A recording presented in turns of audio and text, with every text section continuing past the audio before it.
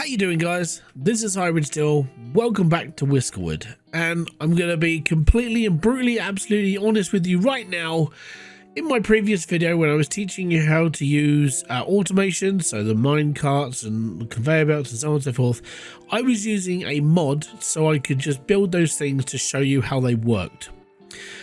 I am an idiot, as I've said in previous videos and throughout the history of this channel. I then went on to playing this save game, and the mod still saved into this game, and then obviously when I saved the game, the mod data survived on this save. Everything I build now does not use resources, and now I feel like I'm kind of cheating. So I'm going to leave this one up to you guys. This video will come out on Monday, and it's 6 o'clock in the evening. For me, when I'm recording it, it's 9:30 on a Sunday. So tomorrow evening, when this video goes live, well, for you guys now, my whole future now is in your hands. I've done 600 days without mods, and then all of a sudden, you know, I ballsed up. So here's how it's gonna go. This is basically now up to you. Do you want me to continue this little village and have an unfair advantage in the game where I can just go, it doesn't really affect me because everything's infinite? Or do you want me to start again? I don't mind either way. Personally, if I start again, I'm going to be playing it on a slightly harder difficulty to see if everything I have learnt can be transferred into a harder version of the game, and I'm going to carry on from there. Basically, this video is going to be all about what I've learned and how I'm going to deal with it moving forward into a new series. I'm going to give myself a couple of days off, get my head back into doing stuff that I enjoy doing, and then come back to Whiskerwood and be like, you know what, let's go again, shall we? So, things that I've learned. Guaranteed at this point in a game, resource management is one of the most important things you can really look into, and I'm going to be completely honest when it comes to this. Farming is your biggest thing that you need to focus on, and also automation. And the reason why I say both of those things is because what I did slightly ballsed up the way that things should work, and I'm going to explain that now. As you can see here, this farmer only has to walk to this little box here in order for them to basically put stuff onto a conveyor belt, and then all of a sudden it's all good. They're all happy. Now, in order for him to deliver onto this conveyor belt, he has to walk all the way from over here to over here, which takes time, and it's different levels, just to post berries over there, which is kind of annoying, especially when you figure that, you know, the more time they spend traveling, the less time they're going to have to actually like put stuff in the belts. So the thing in my head is, why don't you just add a conveyor belt to everything and then sort of work from there? Now, what you can do, and this is maybe something I should have focused on relatively quickly at the beginning of the game. I didn't really think about it until somebody mentioned it in my comments, and I went, big brain idea. Because what this person mentioned was, why don't you get everything sent to one major warehouse and then have your logistics crew, these guys, sort that crap out? And I'm like, yeah, exactly. Why didn't I do this? It didn't dawn on me.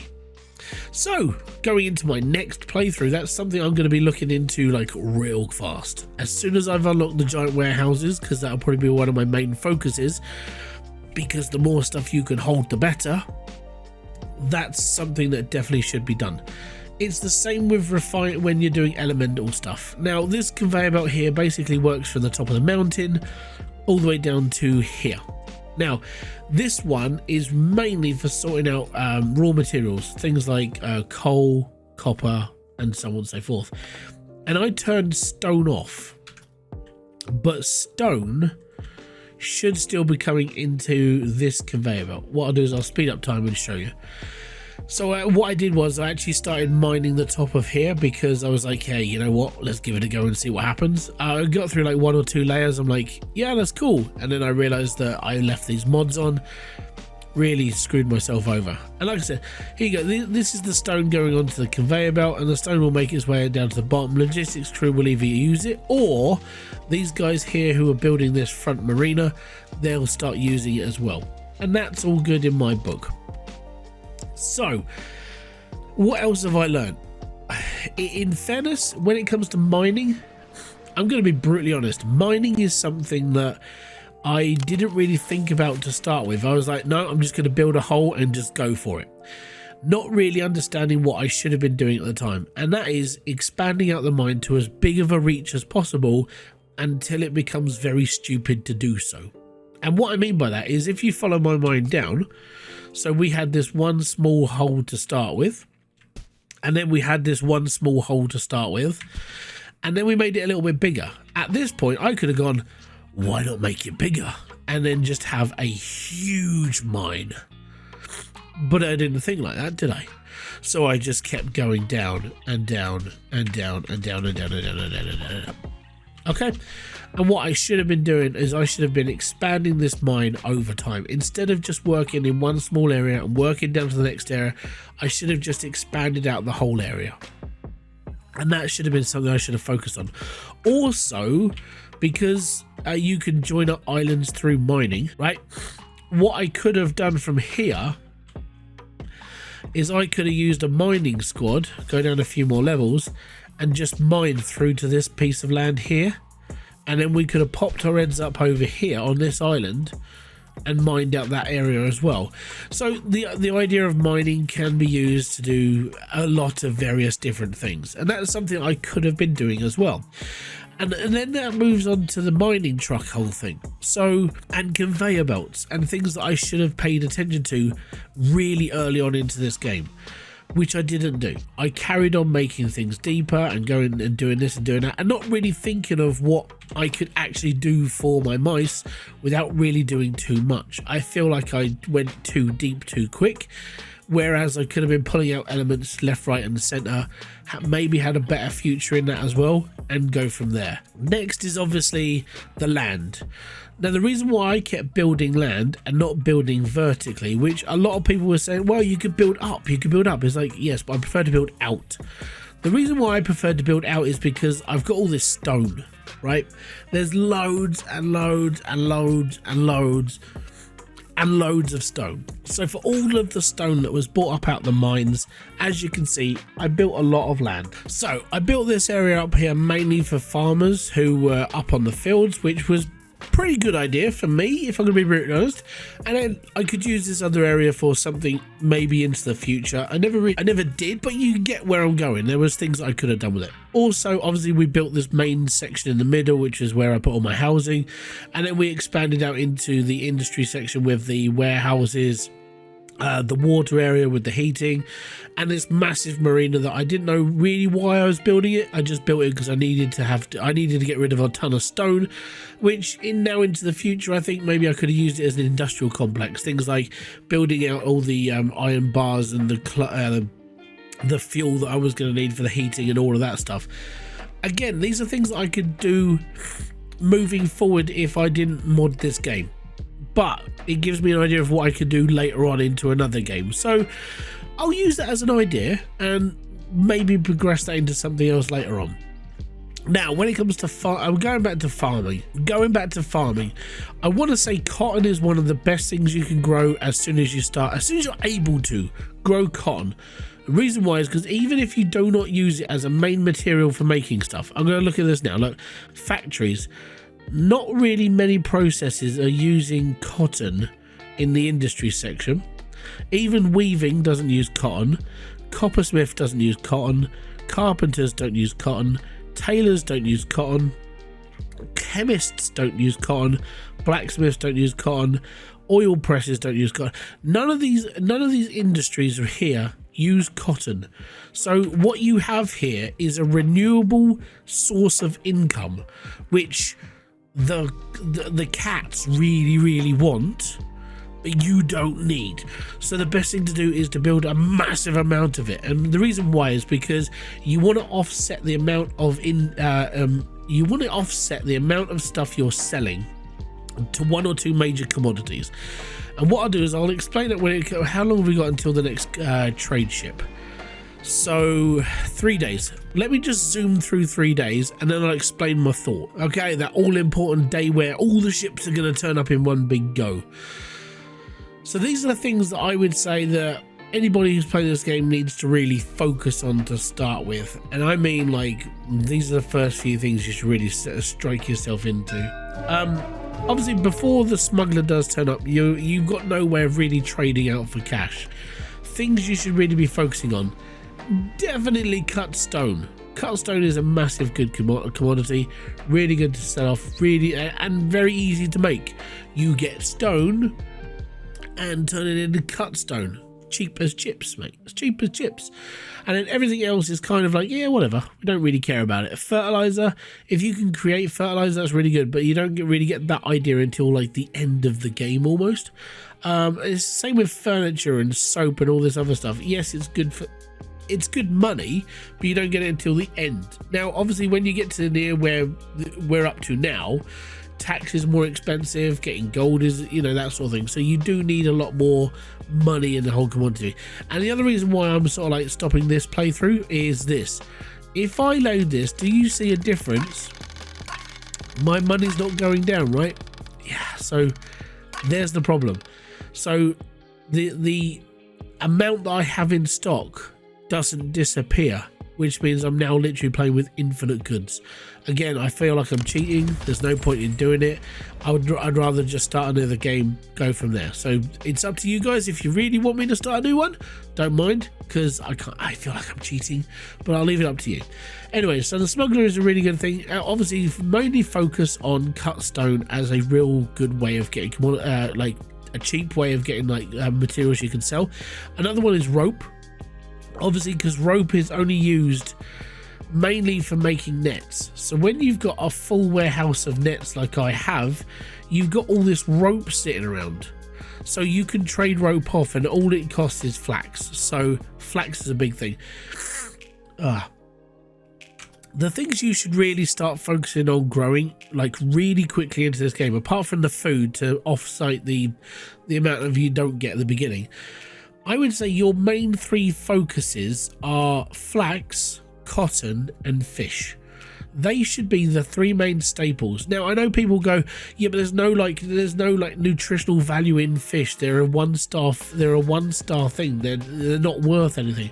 And I completely agree. If you look at it, there's no stars next to it. But what do fish do? They feed. There is no other necessary. I mean, they're good when you smoke them and you get a bit more reputation of it. But right at the start, when you're struggling for food and everything, fish are like, they don't slow down. Fish are fantastic and they don't run out. We're not overfishing the seas. You can carry on. And so, yeah, fish are probably one of the best things you can do. It feeds a whole colony. You don't have to worry. If you start building nets, you fish faster, you make more, you go from there. So fishing, flax and cotton. First few things you should be focusing on. Cut stone, ropes, good for selling, fantastic. You'll make a lot of, you'll get a lot of gold. Tax collector is going to be easy to finish off then.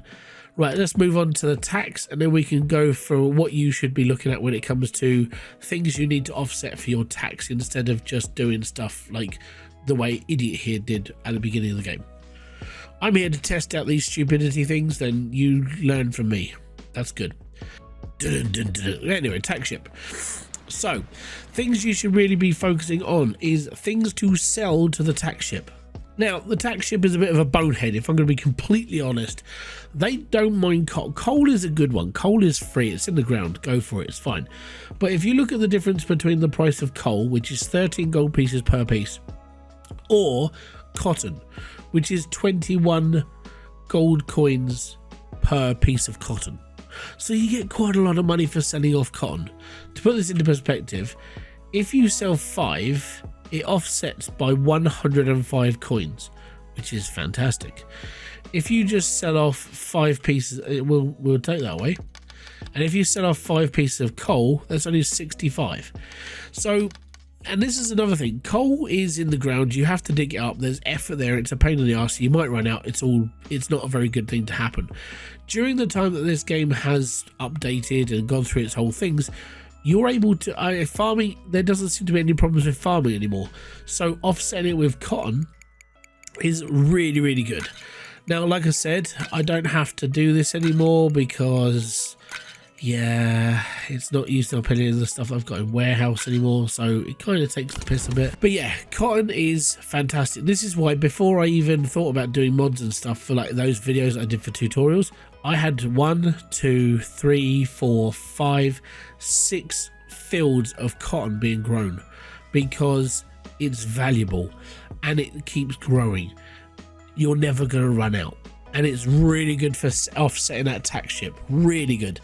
So all the things you should be focusing on at the beginning of this game, after 50 hours of playing this, well, more than 50 hours of playing this game, what I've learned: you need fish, you need flax, you need cotton, and you need cut stone. They are the main things that any colony needs to really basically survive and thrive on. Everything else is a bonus. Wheat, bonus, it's for flour. Fish, good for everything. You know, it all of these things that you sit there and just go, oh yeah, oh, I didn't need to do that, oh what, and you start calling yourself an idiot because you're boned up. So all in all, yeah, I'm really happy that I've done through this game and I've dug into it a little bit, and I've kind of, I hope I've helped you guys out as well, because in fairness, some of the stuff, I can understand where people get confused in games like this, especially something like this, which was based on another game but done in its own way, and it's kind of sat there to like confuse you a little bit, and I enjoyed it. As said, this video comes out Monday, 6 o'clock. Hopefully you guys have watched this, and I want to see your comments down in the bit below. Let me know if you think it's worth me just taking a week off, gathering my thoughts up, and then starting a slightly more harder playthrough to see if what I can do with this save can be translated into a harder amount that you can go. Maybe at one point we'll get through to the really hard difficulty. I don't know. But if I can get to this point playing in the next difficulty run, then yeah, I'll probably look into going into a harder difficulty from there. But, you know, we'll see. There's a few other things I want to mess around with, but I really do feel, for me personally, the way that I've got this kind of set up did need a little bit of alteration, but nothing too major. What I would me personally do would be, I would probably bring my food stuff closer to the back end of this housing, so the mice go from food to bath to house, so it's less travel for them. As I said, the mine, I would expand out a hell of a lot more. I wouldn't work from one side. I'd probably do what I did and probably choose out I'd get underground, obviously like 2 or 3 levels down, and then expand out and try to sort of work in a decent radius. So I'd probably try to push that boundary out as much as I can, and then on the next floor down, do the same thing. Go down the next floor, push it out to about the same area, and go from there. Apart from that, I think where I'm up to and what you can see is kind of my plan moving forward. I kind of want the same setup next time around. I want the main island with a green island with trees. I really want this sort of setup is pretty good for me, and I was happy with it. It doesn't have to have trees. It could be a bare island with just bits on it, because I've grown my own trees, obviously. Digging through the top of a hill, I think I could. I wouldn't have to start that if I was expanding the mine out a lot more underground. But again, things that I did now that maybe I should have learned from. When it comes to mushroom farming, maybe do that at a much earlier date, like basically reach out a massive like cave to start with, deal with that, and then when I unlock mushrooms, then start flooding it in, and then really looking into it, actually keeping it growing. But apart from that, I kind of feel like this is where everything needed to be done. I needed certain things in certain places because of the way I lay things out. Could I have saved myself on a bit more space and bits and pieces? Yeah, probably. Could I have done my automation from the farms a little bit differently? Yes, definitely, because I wouldn't, in my head now, I won't have to use that many conveyor belts and that many warehouses. I'll just use one warehouse as a main sort of warehouse, and then I'll just put it into different places as we go. But I think from there is where I need to be. So I hope you guys have enjoyed this series. If you have, let me know in the comment section below. This is just that kind of final wrap up. I wouldn't be making this video if mods didn't interfere with my save, but I'm making this video because they did, and I kind of felt like now it's ingraded into the save data. I have to start again. I have to do something different because it was my own stupidity that screwed me over in the first place. And I feel like if I carry on now, I'm kind of cheating. It doesn't feel like an honest playthrough. And that's why I'm leaving it up to you. Do you want to see this colony finished, or do you want to see it carry on? Or do you think I should start again? Because at the end of the day, I feel like it's not an honest playthrough if I've just got an unfair advantage. So until my next video, live stream, or whatever else I do on this channel, hit the like, subscribe, and notification button below. If you've enjoyed this entire series, if this is the first time you've seen me, there'll be a video popping up on your screen now. You can go and check out some more of my stuff, or even try and find episode 1 of this and see where I started from at the honest parts on the beach when we first landed. Until then, I'm going to say peace out, have fun, enjoy everything you guys do, have a great rest of your day, and I'll look forward to reading your comments as soon as you finish watching this video. Bye bye for now.